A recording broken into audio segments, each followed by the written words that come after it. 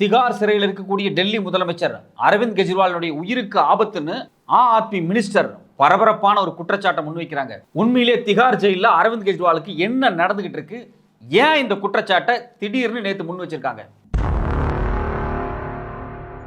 13 மணி நேர விசாரணைக்கு பிறகு நேத்து ஆத்மி கட்சியை சார்ந்த ஒரு எம்எல்ஏ கைது செய்யப்பட்டிருக்காரு. யாரால அப்படின்னா ஈடியால.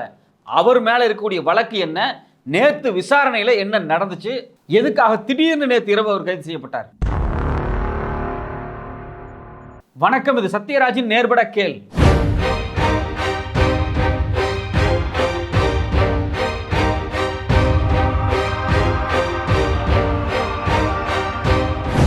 டெல்லியினுடைய முதலமைச்சர் அரவிந்த் கெஜ்ரிவால் திகார் சிறையில் அடைக்கப்பட்டிருக்காரு.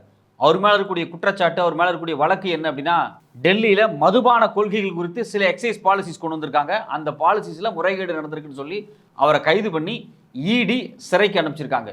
சிறையில் இருக்கக்கூடிய அரவிந்த் கெஜ்ரிவாலுடைய உயிருக்கு ஆபத்துன்னு டெல்லியினுடைய மினிஸ்டர் அதிஷி நேரடியான குற்றச்சாட்டை முன்வைக்கிறாங்க. அதிஷி ஆத்மி கட்சியினுடைய மிக முக்கியமான ஒரு பொறுப்பாளர். டெல்லியினுடைய மினிஸ்டர். அவங்க ஒரு மினிஸ்டரே நேரடியா தன்னுடைய முதலமைச்சருடைய உயிருக்கு ஆபத்து அப்படிங்கிறத வெளிப்படையா சொல்லியிருக்காங்க. ஏன் இதை அவங்க முன்வைக்கிறாங்க அப்படின்னா, சிறையில் இருக்கக்கூடிய அரவிந்த் கெஜ்ரிவாலுக்கு முறையான மருத்துவ பரிசோதனைகள் நடக்க மாட்டேங்குது. அவர் உடம்புல சில நோய்கள் இருக்கு, குறிப்பா அவருக்கு சக்கரை நோய் இருக்கு. அப்படி சக்கரை நோய் இருக்கிறவங்க ரெகுலரா இன்சுலின் போடணும். அது மட்டும் இல்லாமல் அப்பப்போ செக் பண்ணிட்டே இருக்கணும். இதை செக் பண்ண விடாம அவருக்கு சக்கரை நோயினுடைய அளவு எவ்வளவு இருக்கு, அவரோட உயிருக்கு எந்த அளவுக்கு பாதுகாப்பு இருக்கு, இது குறித்து மருத்துவர்கிட்ட ஒரு வீடியோ கான்ஃபரன்ஸ் ஆலோசனை கேட்கறது கூட திகார் சிறை அலோவ் பண்ண மாட்டேங்குது. ஏன் இப்படி எல்லாம் பண்றாங்க? இப்படி பண்ணுவதனூடாக அரவிந்த் கெஜ்ரிவாலுடைய உயிருக்கு ஆபத்து. வர தேர்தலில் பாஜக வெற்றி அடைகிறதுக்காக ஒரு முதலமைச்சருடைய உயிரோட விளையாடுதா அப்படிங்கிற கேள்வியை தான் அவங்க முன் வச்சிருக்காங்க. இதுல நாம ரொம்ப ரொம்ப முக்கியமாக கவனிக்கப்பட வேண்டிய விஷயம் என்ன அப்படின்னா, இந்த மதுபான கொள்கை ஊழல் வழக்கு அப்படிங்கிறது கடந்த 2 ஆண்டுகளாக நடந்துட்டு இருக்கு. இந்த வழக்கில் அரவிந்த் கெஜ்ரிவாலுக்கு சம்மன் கொடுக்கப்பட்டுச்சு. யார் சம்மன் கொடுத்தாங்க அப்படின்னா, இடி துறை, அமலாக்கத்துறை கொடுத்தாங்க. அந்த சம்மனை எதையுமே அவர் ஏற்றுக்க மாட்டேன்ட்டார். ஏன்னா அவர் ஒரு யூனியன் பிரதேசத்தினுடைய முதலமைச்சர். அவர் திரும்ப திரும்ப என்ன சொல்றாரு அப்படின்னா, இந்த வழக்குக்கும் எனக்கும் எந்த சம்பந்தம் கிடையாது, நான் லஞ்சம் வாங்கலை. அப்படி இருக்கும்போது நான் ஏன் அந்த சம்மனை ஏற்றுக்கிட்டு எதுக்கு போய் அமலாக்கத்துறையிட்ட விளக்கம் கொடுக்கணும், என்னால் விளக்கம் கொடுக்க முடியாதுன்னு ஸ்ட்ரெயிட்டாகவே அவர் சொன்னார். ஆனால் அமலாக்கத்துறை திருப்பி என்ன சொல்லுச்சு அப்படின்னா, 100 கோடி ரூபாய் லஞ்சத்தை அரவிந்த் கெஜ்ரிவால் வாங்கிட்டாரு. அப்படி வாங்குற பணத்தை கோவாவினுடைய தேர்தலில் செலவுக்கு பயன்படுத்தியிருக்காங்க அப்படிங்கிற குற்றச்சாட்டை தான் அவங்க முன் வச்சாங்க. இது அரவிந்த் கெஜ்ரிவாலோட நிக்கல. ஏற்கனவே பார்த்தீங்க அப்படின்னா, இந்த மதுபான கொள்கை ஊழல் வழக்கில் டெல்லியினுடைய துணை முதல்வர் சிசோடியா கைது செய்யப்பட்டு அவர் சிறையில் இருக்காரு. இது மட்டும் இல்லாமல் இன்னொரு மினிஸ்டர் சஞ்சய் சிங் கைது செய்யப்பட்டு ஜெயிலுக்கு போனார். அவருக்கும் பெயிலே கிடைக்காம இருந்து இப்போ ரீசெண்டாக தான் பெயில் கிடைச்சி வெளியே வந்திருக்காங்க. இது மட்டும் இல்லாமல் இந்த வழக்கில் தொடர்புடையன்னு சொல்லி தெலுங்காவோட முன்னாள் முதலமைச்சர் சந்திரசேகர ராவுடைய மகள் கைது செய்யப்பட்டு இப்போ ஜெயிலில் இருக்காங்க. அதாவது பிஆர்எஸ்னுடைய மிக முக்கியமான தலைவர் அவங்க கவிதா, அவங்களும் இப்போ ஜெயிலில் இருக்காங்க. இது மட்டும் இல்லாமல் இன்னும் பல பேர் இந்த வழக்கில் தொடர்புடையவங்கன்னு சொல்லி ஜெயிலில் வச்சிருக்காங்க. இது மட்டும் இல்லாமல் டெல்லியில் ஆட்சி பண்ணிட்டு இருக்கக்கூடிய ஆத்மி கட்சியை சார்ந்த எம்எல்ஏவை நேற்று இன்வெஸ்டிகேஷன் பேரில் இரவோடு இரவாக கைது பண்ணியிருக்காங்க. ஏற்கனவே பார்த்தீங்க அப்படின்னா, ஆத்மி சார்ந்த மிக முக்கியமான இன்னொரு அமைச்சர், அந்த அமைச்சர் ரிசைன் பண்ணிட்டு வெளியே போகிறதுக்கு சில அழுத்தங்கள் கொடுக்கப்பட்டிருக்கு அப்படின்னு சொல்கிறாங்க. அது மட்டும் இல்லாமல் இன்னைக்கு பத்திரிகையாளர்கிட்ட வெளியே பேசுகிறாங்க இல்லையா மனிஷி, இந்த மினிஸ்டர் நேரடியாக சொல்லியிருக்காங்க, என்னை மிரட்டுறாங்க, நான் பிஜேபியில் சேரலைன்னா என்னை இடி கைது பண்ணி ஜெயிலில் போட்டுரும், தொடர்ச்சியாக இது மாதிரியான மிரட்டலை எனக்கு பாஜக தரப்புலேருந்து கொடுத்துக்கிட்டே இருக்காங்க அப்படின்னு அப்பட்டமாக பத்திரிகையாளர் சந்திப்பிலேயே ஒரு அமைச்சர் வெளிப்படுத்தினாங்க. அதுக்கு பிறகு பார்த்தீங்கன்னா இப்போ ஒரு எம்எல்ஏ கைது செய்யப்பட்டிருக்காரு. அவர் யார் அப்படின்னா, அமானுல்லா கான் அப்படிங்கக்கூடிய மிக முக்கியமான ஒரு எம்எல்ஏ. அவர் வகுப்பு வாரியத்தில் வேலை வாங்கி தரேன்னு சொல்லி மக்கள்கிட்ட பணம் வாங்கிட்டாரு, இது மாதிரியான லஞ்ச நடவடிக்கைகளில் ஊழல் நடவடிக்கையில் அவர் ஈடுபட்டிருக்காரு அப்படின்னு சொல்லி அவர் கைது பண்ணி நேற்று சிறை கொண்டு போயிருக்காங்க. 13 மணி நேரம் இடி இன்வெஸ்டிகேட் பண்ணியிருக்கு. பண்ணதுக்கு பிறகு அவர் ஜெயிலில் கொண்டு போட்டிருக்காங்க. இப்போ ரொம்ப முக்கியமான விஷயம்னா, இந்த கைது குறித்து பேசக்கூடிய சஞ்சய் சிங் என்ன சொல்றாரு அப்படின்னா, நீதிமன்றம் ஏற்கனவே இவர் மேலே எந்த குற்றச்சாட்டுமே இல்லைன்னு சொல்லி சொன்னதுக்கு பிறகு நேற்று ஏன் இரவோடு இரவா அவரை கைது பண்ணீங்க அப்படிங்கிற கேள்வியை முன்வைக்கிறாரு. இதே கேள்வி தான் நாமளும் முன்வைக்கிறோம். இந்த எம்எல்ஏ மேல குற்றச்சாட்டு இல்லைன்னு ஏற்கனவே நீதிமன்றம் வரைக்கும் போயிருக்கு. நீதிமன்றத்தில் இவருக்கு எதிராக எந்த ஆதாரங்களையுமே சப்மிட் பண்ண முடியாத இந்த சூழ்நிலையில ஏன் இரவோடு இரவா இந்த எம்எல்ஏவை கைது பண்ணி ஜெயிலில் போடணும்? ஏன்னா தேர்தல் வரப்போகுது, தேர்தல் பரப்புரையில் இவங்கெல்லாம் ஈடுபட்டுக்கிட்டு இருக்காங்க. இந்த சூழ்நிலையில ஆத்மி கட்சியை வீக்கன் பண்றதுக்காகவே பல பேர் கைது செய்யப்பட்டு இருக்காங்க, நெருக்கடிக்கு உள்ளாக்கப்பட்டு இருக்காங்க. இதுல குறிப்பா நம்ம கவனிக்க வேண்டிய விஷயம் அப்படின்னா, ஒரு மாநிலத்தினுடைய முதலமைச்சர் கைது செய்யப்பட்டு ஜெயிலில் இருந்தாலும் அவர் முதலமைச்சர் போஸ்டர் ரிசைன் பண்ணல.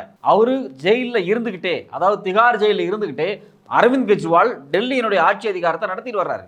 நிறைய சட்டங்களை போட்டிருக்காரு. அது மட்டும் இல்லாமல் சில கொள்கை முடிவுகள் எடுத்திருக்காரு. ஜெயிலில் உட்கார்ந்துக்கிட்டே ஆட்சி பண்ணிட்டு இருக்காரு. இதை பொறுத்துக்க முடியாத பாஜக ஒட்டுமொத்தமா அவரை வந்து சைலண்ட் பண்றதுக்காக, அவருடைய பிசிக்கை, அவருடைய உடல்நிலையை வீக்கன் பண்றதுக்காக இந்த வேலையை செய்யறாங்களா அப்படிங்கிற கேள்விதான் நமக்கு வந்திருக்கு. அவர் ஒரு சுகர் பேஷண்ட், ஜெயிலில் இருக்காரு. ஒரு முதலமைச்சரும் கூட. அவர் இன்னும் முதலமைச்சர் பதவியை ரிசைன் பண்ணல. அப்ப அவர் கொடுக்க வேண்டிய இன்சுலின் இவங்க கொடுக்குறாங்களா? அவருக்கு என்ன உணவு கொடுக்கணுமோ அந்த உணவை கொடுக்குறாங்களா அப்படிங்கிற கேள்வி வந்திருக்கு. ஆனா அமலாக்கத்துறை தரப்பில் இருந்தும் சிறைத்துறை தரப்பில் இருந்தும் சில விஷயங்களை சொல்றாங்க. அவங்க சொல்றதுக்கு முன்னாடி நாம கவனிக்க வேண்டிய விஷயம் என்னன்னா, கெஜ்ரிவாலினுடைய உயிருக்கு ஆபத்துன்னு கோர்ட்டை போய் சந்திக்கும் போது கோர்ட்லயே கேட்கறாங்க. ஜட்ஜி என்ன கேட்கறாங்க அப்படின்னா, நீங்க அரவிந்த் கெஜ்ரிவாலுக்கு கொடுக்கக்கூடிய உணவினுடைய பட்டியலை கொடுங்க, என்னென்ன அவர் ஜெயிலுக்குள்ள சாப்பிட்றாரு. ஏன்னா சுகர் பேஷண்ட்டுக்கு சாப்பாடு ரொம்ப ரொம்ப முக்கியமானது. அவர் எந்த சாப்பாடு சாப்பிட்றாருங்கிறத வச்சு தான் அவரோட சுகர் லெவல் ஏறுதா இறங்குதா அப்படிங்கிறத கணிசமாக கவனிக்க முடியும். திகார் ஜெயில் கட்டுப்பாட்டில் இருக்கக்கூடிய ஒரு முதலமைச்சருக்கு என்ன உணவு நீங்கள் கொடுக்குறீங்க, அந்த உணவினுடைய பட்டியலை கோர்ட்டில் சப்மிட் பண்ணுங்கன்னு ஜட்ஜு சொல்லியிருக்காங்க. ஆனால் இன்னைக்கு வரைக்கும் கோர்ட்டில் அரவிந்த் கெஜ்ரிவால் என்ன உணவு கொடுக்கப்படுதுங்கிற தகவல்களை சொல்லியிருக்காங்களா அப்படின்னா ஒரு கேள்விக்குறி தான் நமக்கு வருது. ஏன் ஒரு முதலமைச்சர் ஜெயிலில் இருக்காரு, என்ன சாப்பிடணும் என்ன சாப்பிட வேண்டாம், ஏன்னா அவர் உடம்பு சரியில்லாதவர், அவரோட உயிருக்கு ஆபத்தாச்சுன்னா என்ன ஆகுறது அப்படிங்கிற கன்சர்னில் கோர்ட் ஒரு உத்தரவு கொடுக்குறாங்க. அதை ரெஸ்பாண்ட் பண்ணணும். அதை ரெஸ்பாண்ட் பண்ணாமல் அமலாக்கத்துறை தரப்புல இருந்தும் திகார் ஜெயில் தரப்புல இருந்து என்ன சொல்லப்படுது அப்படின்னா, இல்ல அவர் வேணும்னே பண்றாரு, அவர் மாம்பழம் சாப்பிட்றாரு, அது மட்டும் இல்லாமல் சுகர் லெவல் அதிகப்படுத்துறதுக்காகவே சில உணவுகளை சாப்பிட்றாரு, அவரோட உடம்பு முடியாம போச்சுன்னா எப்படியாவது பெயில் வாங்கி ஜெயிலை விட்டு போகலாம் அப்படிங்கிறதுக்காக அவர் வந்து சுகர் அதிகப்படுத்துறதுக்காக நிறைய உணவுகளை சாப்பிட்றாரு அப்படின்னு சொல்லி ஒரு தரப்பை வந்து முன்வைக்கிறாங்க. இதை பார்க்கும்போது நமக்கு வந்து ரொம்ப ஆச்சரியமா இருக்கு. டெல்லி மாநிலத்தினுடைய முதலமைச்சர் ஒரு பெயிலுக்காக அவர் மாம்பழத்தை சாப்பிட்றாரு, உணவை சாப்பிட்றாரு அப்படிங்கிற குற்றச்சாட்டை அவர் மேலே முன்வைக்கிறது எந்த வகையில் நியாயம்? ஏன் இதை நம்ம நியாயம் இல்லை அப்படின்னு நம்ம சொல்கிறோம் அப்படின்னம்னா, அவரை கைது பண்ணி ஜெயிலுக்கு போகும்போது அவர் கோர்ட்டில் போய் மனு போடுறாரு. என்னன்னு மனு போடுறாரு அப்படின்னா, எனக்கு ஜாமீன் கொடுங்கன்னு எல்லாம் மனு போடலை. முதல்ல அவர் என்னன்னு மனு போடுறாரு அப்படின்னா, என்னை கைது பண்ணதே தப்பு, என் மேலே எந்த குற்றச்சாட்டுமே இல்லை, நான் எந்த லஞ்சமே வாங்கலை, அப்படி இருக்கும்போது எதுக்காக அமலாக்கத்துறை என்னை கைது பண்ணி ஜெயிலில் போடுது? நான் இன்வெஸ்டிகேஷனில் என்னோட தரப்புல இருந்து எல்லா வாதங்களையும் முன் வச்சிருக்கேன், இது வரைக்கும் என் மேல எந்த ஆதாரத்தையுமே சப்மிட் பண்ணல அமலாக்கத்துறை. அப்படி இருக்கும்போது என்னை கைது பண்ணது தப்பு, என்னை விடுதலை பண்ணணும்னு சொல்லி கோர்ட்ல என்னன்னு சொல்றாரு, அமலாக்கத்துறை மேல குற்றச்சாட்டை சுமத்தி ஒரு மனுவை போடுறாரு. ஜாமீன் கொடுங்கன்னு மனு போடல.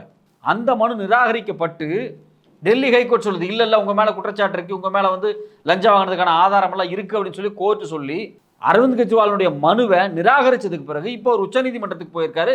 நேரடியாக உச்சநீதிமன்றத்தினுடைய தலைமை நீதிபதி சந்திரசூட் இந்த வழக்கை கையில் எடுத்திருக்காரு.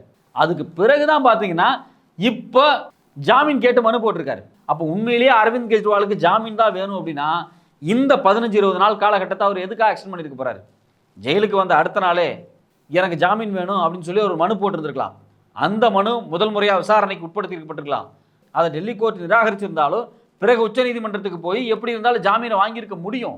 ஆனால் அவர் ஜாமீன் கேட்காம ஏமாற இருக்கக்கூடிய குற்றச்சாட்டு பொய்ன்னு மனு போட்டார். அப்படி இருக்கக்கூடிய ஒரு முதலமைச்சர் மேலே நீங்கள் எப்படி அவர் ஜாமீன் வாங்குறதுக்காகவே சுகர் அதிகப்படுத்தக்கூடிய உணவை சாப்பிட்றாருங்கிற குற்றச்சாட்டை முன்வைக்கிறீங்க? இதுக்கான ஆதாரத்தை வந்து அமலாக்கத்துறையோ இல்லை திகார் ஜெயிலுடைய நிர்வாகமோ கொடுக்குமா? ஏன்னா அவர் ஒரு மாநிலத்தினுடைய முதலமைச்சர், ஒரு கட்சியினுடைய தலைவர்.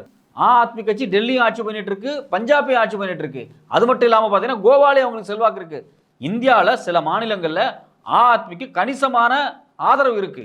அந்த கட்சியினுடைய தலைவராக அரவிந்த் கெஜ்ரிவால் இருக்காரு. அப்படி இருக்கும்போது அவர் ஒரு ஜாமீன் மனுவுக்காக தன்னை உயிரை ரிஸ்க் எடுத்துக்கிறாரு அப்படின்னு சொல்லி ஒரு குற்றச்சாட்டை முன்வைக்கிறது எந்த அளவுக்கு நியாயம்? அதுக்கான ஆதாரங்களை மக்கள்கிட்ட கொடுக்குமா அப்படிங்கிற கேள்வியை தான் நம்ம எழுப்புறோம். இது மட்டும் இல்லாமல் அரவிந்த் கெஜ்ரிவால் தரப்பிலிருந்து திரும்ப திரும்ப சொல்லக்கூடிய விஷயம் என்னன்னா, எங்களுக்கு வீட்டு உணவு கொடுங்க, போதிய அளவுக்கு இன்சுலின் கொடுங்க அப்படிங்கிறதா அவங்க கேட்கக்கூடிய ஒரு முக்கியமான கேள்வியா இருக்கு. சாதாரணமான ஒரு கைதி கைதாகி ஜெயிலுக்கு போனாலே அவங்களுக்கு சில ஃபெசிலிட்டிஸை பண்ணி கொடுக்கணும் அப்படிங்கிறதா சிறை நிர்வாகத்தினுடைய கடமை. இவர் ஒரு முதலமைச்சர், ஒரு ஆக்டிங் முதலமைச்சர், ரிசைன் கூட இன்னும் பண்ணலை. அப்படி இருக்கும்போது வீட்டு உணவு கொடுக்கணும், ஒரு போதிய அளவுக்கு இன்சுலின் கொடுக்கணும் அப்படிங்கிறது ஒரு பேசிக் டிமாண்ட். இந்த டிமாண்டு ஏன் இவ்வளோ ஒரு கான்ட்ரவர்சியாக மாறுது? ஏன் வந்து ஒரு மினிஸ்டரே வெளியே வந்து எங்களுடைய தலைவருக்கு எங்களுடைய முதலமைச்சருக்கு போதிய மருந்தும் போதிய உணவும், அதாவது வீட்டு உணவும் கொடுக்கப்படுறது இல்லை அப்படிங்கிற குற்றச்சாட்டை முன்வைக்க வேண்டிய தேவையும் நெருக்கடியும் எங்க இருந்து வருதுங்கிற கேள்வி நமக்கு வருது. இப்ப தமிழ்நாட்டில் பாத்தீங்க அப்படின்னா முதல் கட்ட தேர்தல் நடந்துருச்சு. அடுத்தடுத்த வட மாநிலங்களில் தேர்தல் வரப்போகுது, தென் மாநிலங்களில் வரப்போகுது, குறிப்பா டெல்லியிலையும் தேர்தல் வரப்போகுது, பஞ்சாப்ல தேர்தல் வரப்போகுது.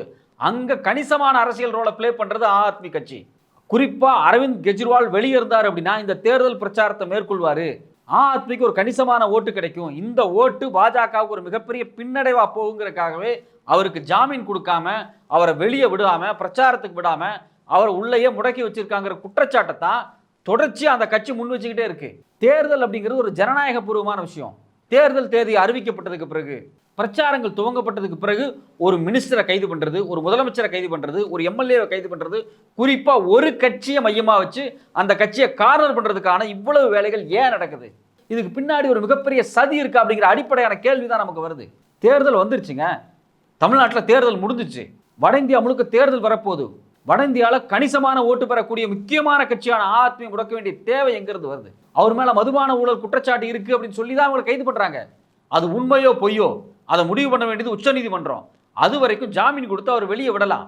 ஆனா இந்த முக்கியமான நேரத்தில் அவரை வெளியே விடாத அளவுக்கு, அவரோட ஜாமீனை தடுக்கிற அளவுக்கு, அவருக்கு உணவை தடுக்கிற அளவுக்கு, அவரோட இன்சுலினை தடுக்கிற அளவுக்கான தேவை எங்கிருந்து வருது?